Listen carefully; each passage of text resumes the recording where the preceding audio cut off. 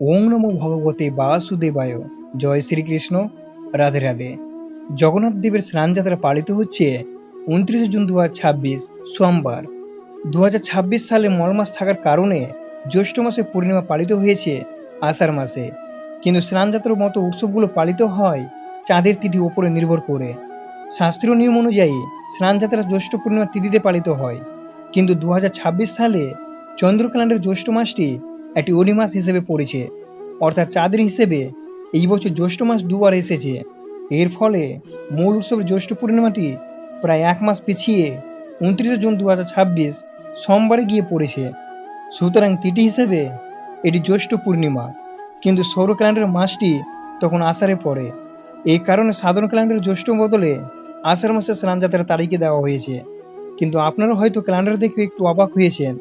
আমরা সবাই জানি জগন্নাথ দেবের স্নানযাত্রা জ্যৈষ্ঠ মাসে পূর্ণিমা তিথিতে পালিত হয়, কিন্তু 2026 সালে ক্যালেন্ডারে গিয়ে দেখবেন স্নানযাত্রা আষাঢ় মাসে দেওয়া হয়েছে। শুধু অডি মাস বা মল মাসের কারণে সৌর ক্যালেন্ডারে আষাঢ় মাস চলে এসেছে। তাই 2026 সালে 29 জুন সোমবার পালিত হয়েছে এই জ্যৈষ্ঠ পূর্ণিমা। আর এই জ্যৈষ্ঠ পূর্ণিমার দিনে পালিত হয়েছে জগন্নাথ দেবের স্নান পূর্ণিমা। আর এই জ্যৈষ্ঠ মাসকে স্নান পূর্ণিমা বলা হয়। এদিন পুরীতে জগন্নাথের বলভদ্র ও সুভদ্রা দেবীর মহা অনুষ্ঠিত হয়ে থাকে। এই আষাঢ় মাসে জগন্নাথ দেবের একটি বড় উৎসব জুড়ে রয়েছে। স্নানযাত্রার পর 15 দিন অনশর বা বিশ্রামে থাকার পর ভগবান জগন্নাথ আষাঢ় মাসে শুক্লা দ্বিতীয়া তিথিতে রথযাত্রা বের হন। আষাঢ় পূর্ণিমার তিথিতে সনাতন ধর্মে গুরু পূর্ণিমা বা ব্যাস পূর্ণিমা হিসেবে পালিত হয়। তাই আষাঢ় মাসে রথযাত্রাটি হলে স্নানযাত্রা তার আগের মাস জ্যৈষ্ঠ পূর্ণিমাতে পালিত হয়। কিন্তু এই মাসে জ্যৈষ্ঠ মাস মল মাসে পড়েছে, তাই জ্যৈষ্ঠ মাসে পূর্ণিমা আষাঢ় মাসে পালিত হয়। তাই বন্ধুরা, আপনারা মনোযোগ দিয়ে শ্রবণ করবেন। জগন্নাথ দেবের স্নানযাত্রা মূলত জ্যৈষ্ঠ মাসে পালিত হয়। তাই বিশেষ করে এই দিনটি আপনারা কিভাবে অতিবাহিত করবেন এবং আপনারা শ্রবণ করবেন এই জ্যৈষ্ঠ পূর্ণিমার দিন আপনার বাড়িতে কোন কোন স্থানে এই দুটি তুলসী পাতা রাখলে সুখ সমৃদ্ধি গড়ে উঠবে, এবং কিভাবে এই দিন জগন্নাথ দেব বা নারায়ণ মূর্তি পূজা করবেন, অথবা অন্যান্য কিছু টোটকা নিয়ে যাতে আপনার বাড়ির সুখ সমৃদ্ধি ও মঙ্গল কামনার জন্য বাস্তুদোষ ও গ্রহদোষ কিভাবে দূর করবেন, আমরা এই ভিডিওটিতে আলোচনা করব। তাই এই ভিডিওটি খুবই গুরুত্বপূর্ণ হতে চলেছে এবং আপনারা শুরু থেকে শেষ পর্যন্ত ভক্তি সহকারে শ্রবণ করবেন।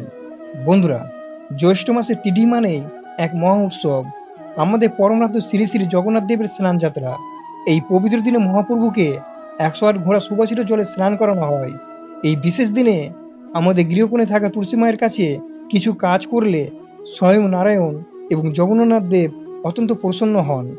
এই স্নান যাত্রার এই পুণ্যতিথিতে তুলসী তলায় ঠিক কী কী করা উচিত যাতে আমাদের গৃহে সুখ শান্তি ও ভগবানের অশেষ কৃপা বর্ষিত হয়। নাম্বার 1, স্নান শুদ্ধিকরণ ও আলপনা। সবার প্রথমে খুব ভোরে ঘুম থেকে উঠে স্নান সেরে শুদ্ধ বস্ত্র পরিধান করুন। এরপর আপনার বাড়ি তুলসী মঞ্চ বা তুলসী তলাটি খুব সুন্দরভাবে পরিষ্কার করুন। গোবর মাটি বা গঙ্গা জল ছিটিয়ে স্থানটি শুদ্ধ করে নিন। সম্ভব হলে তুলসী বেদির চারপাশে চালের গুঁড়ো দিয়ে সুন্দর একটি আলপনা আঁকুন। মনে রাখবেন, পরিচ্ছন্নতা দেখলেই ভগবান সেখানে বিরাজ করেন। নাম্বার 2, বিশেষ জলদান ও স্নান দান। যেহেতু আজ জগন্নাথ দেবের স্নান যাত্রা, তাই তুলসী মহারানীকেও আজ বিশেষ সম্মান জানাতে হবে। একটি তামার বা পিতল পাত্রে পরিষ্কার জলের সাথে সামান্য গঙ্গা জল, একটু কাঁচা দুধ এবং কয়েকটি সুগন্ধি ফুল মিশিয়ে নিন। এরপর ওম তুলসী নম মন্ত্রটি উচ্চারণ করে ভক্তিভরে তুলসী গাছে সে জল অর্পণ করুন। নাম্বার 3, শীতল চন্দন প্রলেপ। স্নান যাত্রার পর অত্যন্ত গরমে জগন্নাথ দেবের জ্বর আসে, আর সেই তাপ প্রশমনের জন্য তাকে চন্দন লেপন করা হয়। তাই এই দিনে তুলসী গাছের গোড়ায় এবং পাতায় সামান্য শীতল চন্দনের ফোঁটা বা প্রলেপ দিন। এতে তুলসী দেবী অত্যন্ত তৃপ্ত হন এবং গৃহের শীতলতা ও শান্তি বজায় থাকে। নাম্বার 4, ধূপ ও ঘৃত প্রদীপের প্রজ্বলন। সন্ধ্যাবেলায় তুলসী তলায় একটি ঘিয়ের প্রদীপ বা তিলের প্রদীপ অবশ্যই জ্বালাবেন। সাথে সুগন্ধি ধূপ ও কর্পূর আরতি করুন। প্রদীপের আলো আমাদের জীবনের সব অন্ধকার দূর করে এবং ইতিবাচক শক্তি সঞ্চার করে। নাম্বার 5, বিশেষ নৈবেদ্য বা ভোগ নিবেদন। ভগবান শ্রীবিষ্ণু বা জগন্নাথ দেবের যে কোনো ভোগ তুলসী পাতা ছাড়া অসম্পূর্ণ। তাই এই পবিত্র দিনে তুলসী তলায় কিছু মিষ্টান্ন, বাতাসা বা নকুলদানা নিবেদন করুন। ভক্তি ভরে প্রার্থনা করুন। নাম্বার 6, মন্ত্রপাঠ ও পরিক্রমা। সবশেষে তুলসী দেবীকে প্রণাম করে অন্তত 3 বার বা 7 বার প্রদক্ষিণ করুন এবং তুলসী গায়ত্রীর মন্ত্র বা সাধারণপূর্ণ মন্ত্র জপ করুন। প্রার্থনা করুন, হে মা তুলসী, আমাদের সংসারের সকল বাধা বিপত্তি দূর করো এবং জগন্নাথ দেবের চরণে আমাদের অচল ভক্তি প্রদান করো।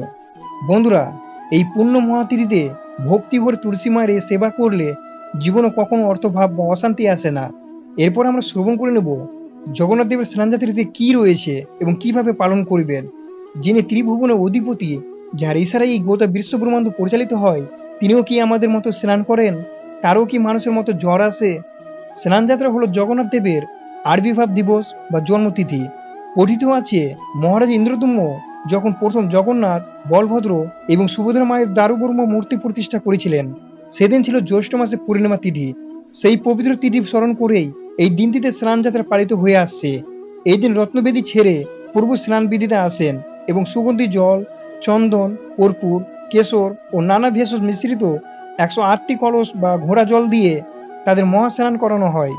জগন্নাথ দেবকে 35 ঘোড়া, বলভদ্রকে 33 ঘোড়া, সুভদ্রা মাকে 22 ঘোড়া এবং সুদর্শনকে 18 ঘোড়া জলে স্নান করানো হয়। সনাতন ধর্মের সবচেয়ে সুন্দর দিক হলো ভগবান এখানে শুধু আকাশের পূজনীয় কেউ নেই, তিনি আমাদের ঘরের একজন সদস্য। আমরা যেমন অতিরিক্ত গরমে স্নান করি, স্বস্তি পাই, ভগবানও তেমন জ্যৈষ্ঠ দাবদাহ থেকে বাঁচতে মহা স্নান করে। আর এই অতিরিক্ত স্নানের ফলেই প্রভুর জ্বর আসে। এই সময় তাকে বলা হয় অনবসর বা অনশ্বরকাল। এই 15 দিন প্রভু লোকচক্ষুর আড়ালে বিশ্রাম নেন। ভগবানের এই মানবিক রূপী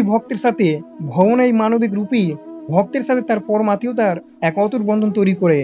স্নানযাত্রার দিন আরেকটি অদ্ভুত ঘটনা ঘটে, যা শুনলে আপনারা অবাক হবেন। স্নানের পর জগন্নাথ দেব ও বলভদ্রকে গজানন বেশ বা হাতি বেশ পরানো হয়। এর পিছনে এক সুন্দর ভক্তিমূলক গল্প রয়েছে। এককালে গণপতি ভট্ট নামে এক পরম গণেশ ভক্তপুরীতে এসেছিলেন, কিন্তু তিনি প্রতিজ্ঞা করেছিলেন যে তার ইষ্ট দেবতা গণেশ ছাড়া তিনি আর কাউকে প্রণাম করবেন না। তখন ভগবান জগন্নাথ নিজের পরম ভক্তের ইচ্ছা পূরণের জন্য স্নান বিধিতে হাতি রূপ বা গজানন রূপ ধারণ করেন। সেই থেকে স্নানযাত্রার দিন প্রভুকে এই বিশেষ বেশে সাজানো হয়, যা প্রমাণ করে ভগবান এক অদ্বিতীয়, শুধু ভক্তের ভক্তি অনুযায়ী তিনি রূপ বদলান। বছরের অন্যান্য দিন মহাপ্রভু মন্দিরের গর্ভগৃহে থাকেন, যেখানে সবার প্রবেশাধিকার থাকে না। কিন্তু স্নানযাত্রার দিন প্রভু মন্দির থেকে বেরিয়ে এসে প্রকাশ্য স্নান মঞ্চে অবস্থান করেন। এর উদ্দেশ্য হলো জাতি, ধর্ম, বর্ণ নির্বিশেষে সমাজের সকল স্তরে মানুষ যেন তাকে অত্যন্ত কাছে থেকে দর্শন করতে পারে। ভগবান বোঝাতে চান তার কাছে ছোট বড় কোনো ভেদাভেদ নেই, ধনী দরিদ্র সকলেই তার আদরের সন্তান। বন্ধুরা, এরপর আমরা শ্রবণ করে নেব পরিবারের সুখ সমৃদ্ধি বজায় রাখতে এই দিন আমাদের কি কি করা উচিত। জ্যৈষ্ঠ মাসে পূর্ণিমা বা জগন্নাথ দেবের স্নানযাত্রা কেবল একটি উৎসব নয়। এই বিশেষ দিনটিতে ছোট ছোট কয়েকটি কাজ আপনার সংসারে অভাবনীয় সুখ, শান্তি এবং আর্থিক সমৃদ্ধি এনে দিতে পারে। আবার আপনার অজান্তে করা সামান্য কিছু ভুল সংসার ডেকে আনতে পারে চরম অমঙ্গল।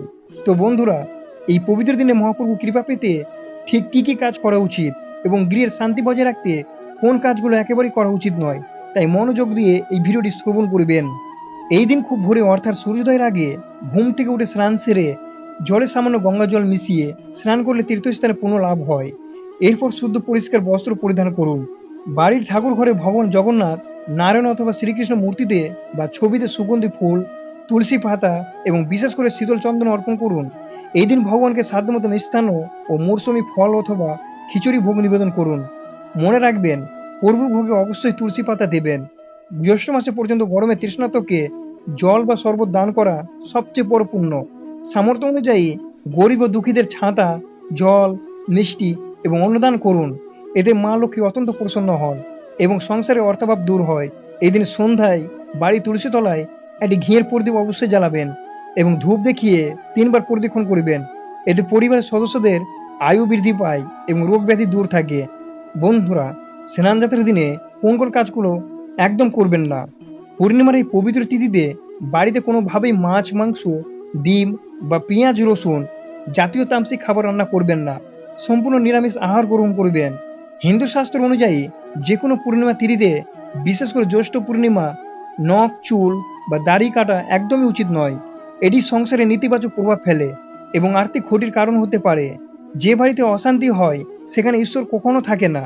তাই এই পবিত্র দিনে স্বামী, স্ত্রী বা পরিবারের অন্য সদস্যদের মধ্যে কোনো ধরনের ঝগড়া, চিৎকার বা কুমন্তব্য করা ঠিক বিরত থাকুন। বাড়ির পরিবেশ শান্ত ও আনন্দময় রাখুন।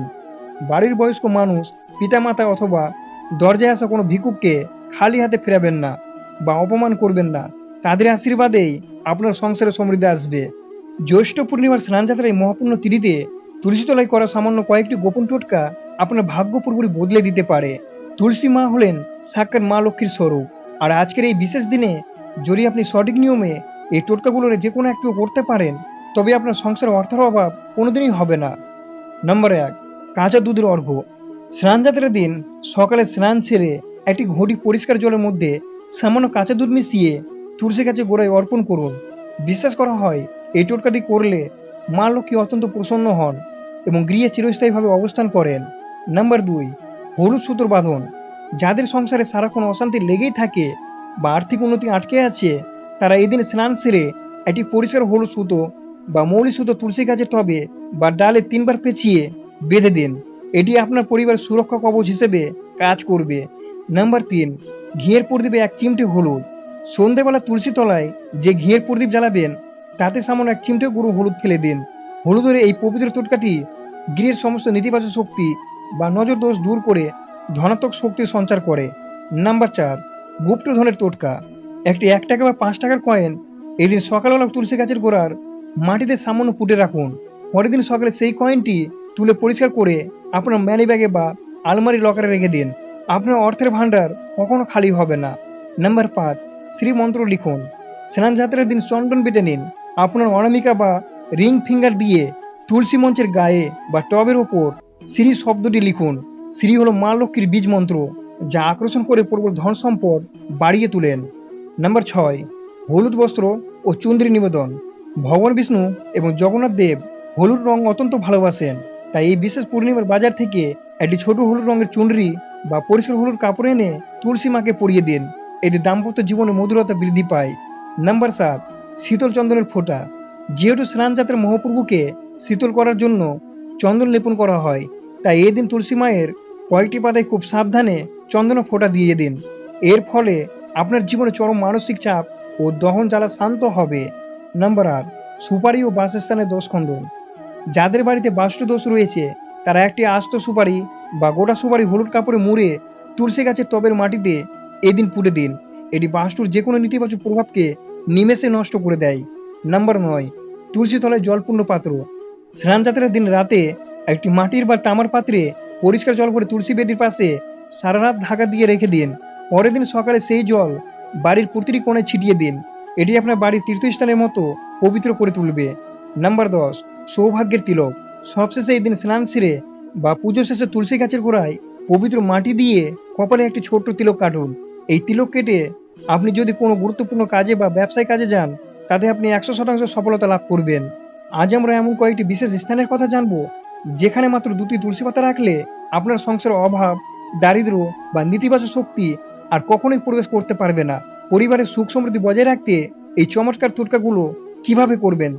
নাম্বার 1, টাকা রাখার স্থানে বা আলমারি লকারে। আপনারা যদি আর্থিক সমস্যায় ভুগে থাকেন বা টাকা হাতে না থেকে, তবে একটি লাল শালু বা লাল কাপড়ের টুকরোতে মাত্র 2টি পরিষ্কার তুলসী পাতা মুড়িয়ে আপনার টাকা রাখার স্থানে বা মানি ব্যাগে অথবা আলমারি লকারে রেখে দিন। তুলসী পাতার নেতিবাচক শক্তি শুষে নেয় এবং মা লক্ষ্মীর আশীর্বাদে আপনার ধন সম্পদ দিন দিন বৃদ্ধি পেতে থাকবে। নাম্বার 2, চালের পাত্রে ও অন্ন ভাণ্ডারে। মা অন্নপূর্ণার আশীর্বাদ পেতে এবং সংসারে যাতে কখনোই অন্নের অভাব না হয়, তার জন্য আপনার রান্নাঘরের চালের ড্রামে বা আটার পাত্রে 2টি তুলসী পাতা লুকিয়ে রাখুন। এতে রান্নাঘরে বাস্তুদোষ দূর হয় এবং পরিবারে কখনো খাদ্যের অভাব বা অর্থের অভাব দেখা দেয় না। নাম্বার 3, মূল দরজা চৌকাঠে। যাদের বাড়িতে প্রায়ই রোগ ব্যাধি বা অশুভ শক্তির প্রভাব লক্ষ্য করা যায়, তারা একটি ছোট তামার পাত্রে জল নিয়ে তাতে 2টি তুলসী পাতা ভিজিয়ে বাড়ির মূল দরজায় কাছে রেখে দিন। এই জল বাইরে কোনো খারাপ নজর বা নেতিবাচক শক্তিকে আপনার বাড়ির ভিতরে প্রবেশ করতে দেবে না। নাম্বার 4, শোয়ার ঘরে বালিশের নিচে। স্বামী স্ত্রীর মধ্যে যদি অকারণে কলহ লেগে থাকে বা রাতে ঠিকমতো ঘুম না হয়, তবে ঘুমানোর আগে বালিশের কভারের নিচে 2টি তুলসী পাতা রেখে দিন।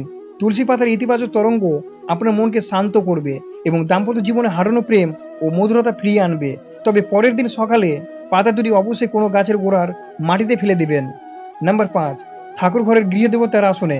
আপনার বাড়ি ঠাকুর ঘরে যে সিংহাসনে শালগ্রাম শিলা, নারায়ণ বা জগন্নাথ দেব রয়েছেন, সেখানে প্রতিদিন পূজার পর অত্যন্ত 2টি তুলসী পাতা পূর্ব চরণে অর্পণ করুন।